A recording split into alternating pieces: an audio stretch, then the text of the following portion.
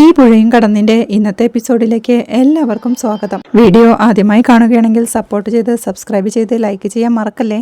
അരവിന്ദൻ അങ്കിളിന്റെ മരണവിവരം വിശാൽ തന്റെ അച്ഛൻ ജയപാലനെ വിളിച്ച് അറിയിക്കുന്നുണ്ട്. കാറിൽ അങ്ങോട്ട് നിശ്ചയത്തിന് വന്നുകൊണ്ടിരിക്കുന്ന ജയപാലനും ഒരു ഞെട്ടലോടെ എന്താ നീ പറയുന്നേ എന്ന് ചോദിക്കുമ്പോ അരവിന്ദൻ അങ്കിൾ മരിച്ച ഹാർട്ട് അറ്റാക്ക് ആയിരുന്നു, ഇന്നലെ രാത്രി ബോഡി വീട്ടിലെത്തിച്ചിട്ടുണ്ട് എന്ന് പറയുമ്പോഴേക്കും ടെൻഷനോടെ വണ്ടി എടുക്കാനായി ഡ്രൈവറോടായി പറയുന്നുണ്ട് ജയപാലൻ. ഇവിടെ സ്നേഹതീരത്ത് അപ്പോഴേക്കും കല്യാണ നിശ്ചയത്തിന്റെ ഫ്ലക്സ് എല്ലാം മാറ്റി അരവിന്ദന്റെ ആദരാഞ്ജലി അർപ്പിച്ച ഫോട്ടോ പതിക്കുകയായിരുന്നു. അവിടെ ഹാളിൽ കിടത്തിയ അരവിന്ദന്റെ മൃതദേഹത്തിനരികിൽ ഇരിക്കുകയാണ് ശാരദയും മക്കളും.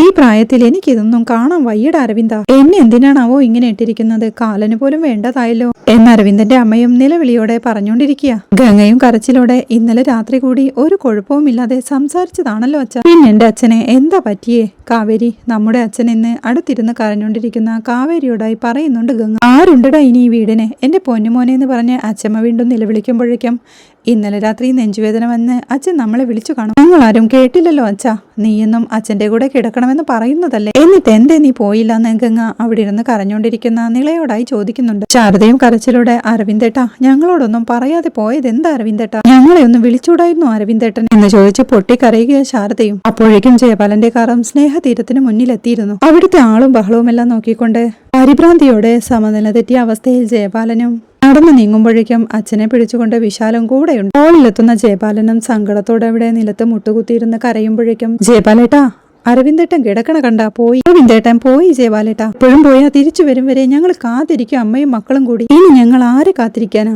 ഇനി ഞങ്ങൾ കാത്തിരുന്നിട്ടും കാര്യമുണ്ടോ ജയപാലേട്ടൻ എന്ന് ചോദിച്ച് ശാരദ പൊട്ടിക്കരയുമ്പോഴേക്കും കണ്ടില്ലേടാ എന്റെ അരവിന്ദൻ കിടക്കണ കണ്ടില്ലേ, ചെന്ന് വിളിക്കടാ അവൻ എഴുന്നേൽക്കട്ടെ, അരവിന്ദോ നിന്റെ ജയപാലൻ വന്ന് നിക്കണം നീ കണ്ടില്ലേ, എന്റെ പൊന്നുമോനെ ഒന്ന് എണീക്കടാ എന്ന് അച്ഛമ്മയും നിലവിളിയോടെ പറയുന്നുണ്ട്. അരുതയും അരവിന്ദനോടായി അരവിന്ദേട്ടാ ദേ ജയപാലേട്ടൻ വന്നിരിക്കുന്നു, ഒന്ന് നോക്ക് അരവിന്ദേട്ടൻ പറയുമ്പോഴേക്കും ജയപാലനും പൊട്ടിക്കരഞ്ഞുകൊണ്ട് അരവിന്ദന്റെ അരികിലേക്ക് ചെന്ന് എടാ അയ്യോ അരവിന്ദ എന്തുവാടാ ഇതെന്ന് വിളിച്ച് ഒരു ഭ്രാന്തമായ അവസ്ഥയിൽ കരഞ്ഞോണ്ടിരിക്കുക. ഇന്നലെ രാത്രി കൂടി ഒരു കുഴപ്പമില്ലാതിരുന്നതാ ജയപാലേട്ടാ എന്ന് ശാരദ നിലവിളിയോടെ പറയുമ്പോ ഞാൻ ഈ മക്കളോട് എന്തു പറയൂടാ, എന്നെ തനിച്ചാക്കി നീ പോയല്ലോടാ, എങ്ങനെ തോന്നിയടാ, എല്ലായിടത്തും ഒരുമിച്ചല്ലായിരുന്നോ നമ്മളെ, എന്നോടൊരു വാക്കുപോലും പറഞ്ഞില്ലല്ലോടാ എന്നൊക്കെ പറഞ്ഞ് ജയപാലൻ പൊട്ടിക്കരയുമ്പോഴേക്കും ഇന്നലെ രാത്രി കൂടി എന്നോട് സംസാരിച്ചതാ, മക്കൾക്ക് ചോറൊക്കെ വാരിക്കൊടുത്ത് എന്ന് പറഞ്ഞ അരവിന്ദേട്ടാന്ന് വിളിച്ച് കരയുന്നുണ്ട് ശാരദ. ശാരദേ എന്റെ പാതി പോയി, എന്റെ ഒരു വശം തളർന്നു, ഇവനോ എന്റെ പാതി, എന്നെ ചതച്ചിട്ട് പോയി കളഞ്ഞില്ലടാ നീ, അയ്യോ അരവിന്ദ എന്ന് നിലവിളിച്ച് പൊട്ടിക്കരഞ്ഞ് വാ എഴുന്നേൽക്ക് വാടാന്ന് പറഞ്ഞ് പിടിച്ചു വലിക്കുക ജയപാലൻ. ഭ്രാന്തമായ അവസ്ഥയിൽ പെരുമാറുന്ന ജയപാലനെ വിശാലും രാമേട്ടനും കൂടി അവിടുന്ന് പിടിച്ചു മാറ്റുന്നുണ്ട്.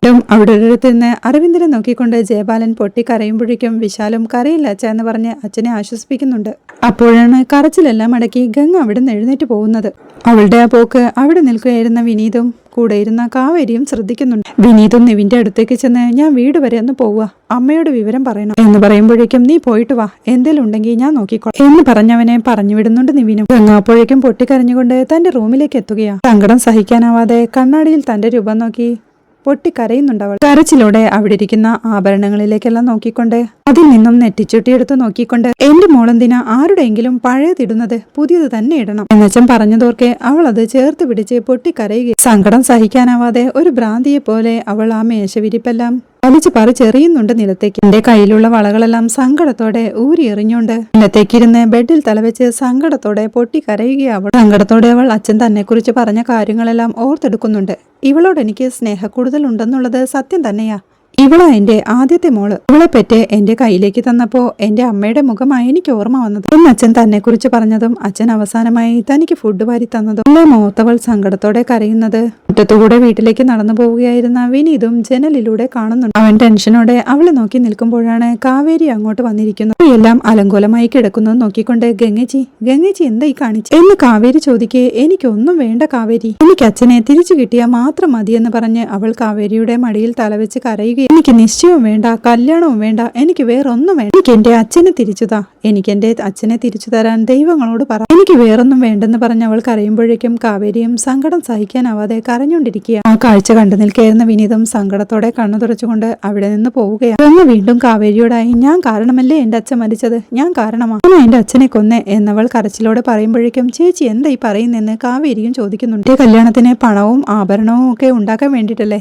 അച്ഛൻ അതിന്റെ ടെൻഷനിൽ നെഞ്ചുപൊട്ടി പറഞ്ഞവൾ പൊട്ടിക്കരയുമ്പോഴേക്കും ഭ്രാന്ത് പറയല്ലേ ചേച്ചി, അച്ഛൻ എത്ര ആഗ്രഹിച്ചതാ ചേച്ചിയുടെ കല്യാണം. ഇപ്പൊ ഉണ്ടായിരുന്നെങ്കിൽ ഈ ആഭരണങ്ങളൊക്കെ അണിയിച്ച് ചേച്ചിയെ കാണുമ്പോൾ ഏറ്റവും അധികം സന്തോഷിക്കുന്നത് അച്ഛനായിരിക്കുമെന്ന് കാവേരിയും സങ്കടത്തോടെ പറയുന്നുണ്ട്. ഇരിയ ചേച്ചി, അച്ഛനെ നമുക്ക് അത്ര മാത്രമേ വിധിച്ചിട്ടുള്ളൂ എന്ന് കാവേരി അവളെ ആശ്വസിപ്പിക്കുമ്പോഴേക്കും ഗംഗ വീണ്ടും അവളുടെ മടിയിൽ തലചായ്ച്ച് പൊട്ടിക്കരയുകയാണ്. ഇവിടെ വിനീതിന്റെ വീട്ടിൽ തൊടിയിൽ ഓല വെട്ടിക്കൊണ്ടിരിക്കുക സുജാത. തിരികെ തന്നെ മകൾ ഗീതയുമുണ്ട്. വിനീത് വിളിച്ചിട്ട് ഫോൺ എടുക്കാത്തതിനെ കുറിച്ച് പറഞ്ഞുകൊണ്ടിരിക്കുക അവർ. ഫോൺ വിളിച്ചാൽ എങ്ങനെ എടുക്കാനാ?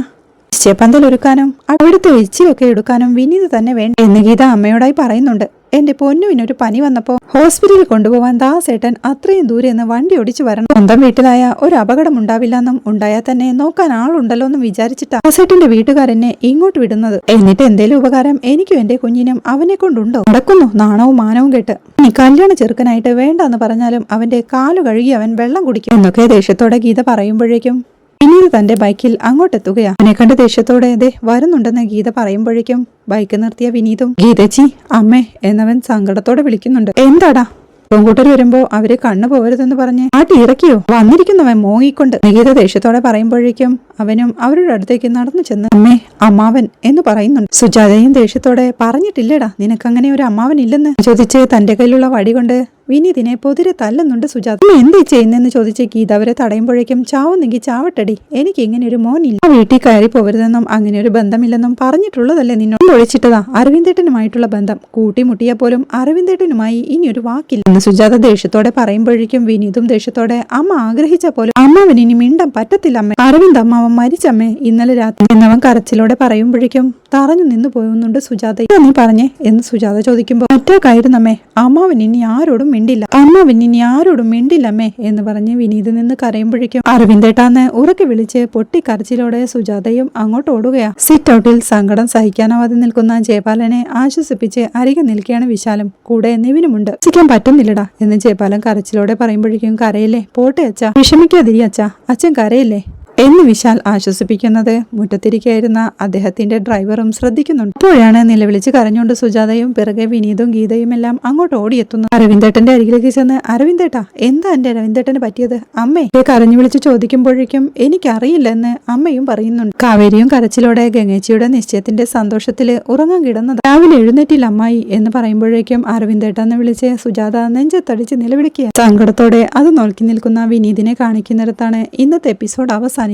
വീഡിയോ ഇഷ്ടമായാൽ സപ്പോർട്ട് ചെയ്ത് സബ്സ്ക്രൈബ് ചെയ്ത് ലൈക്ക് ചെയ്യാൻ മറക്കല്ലേ.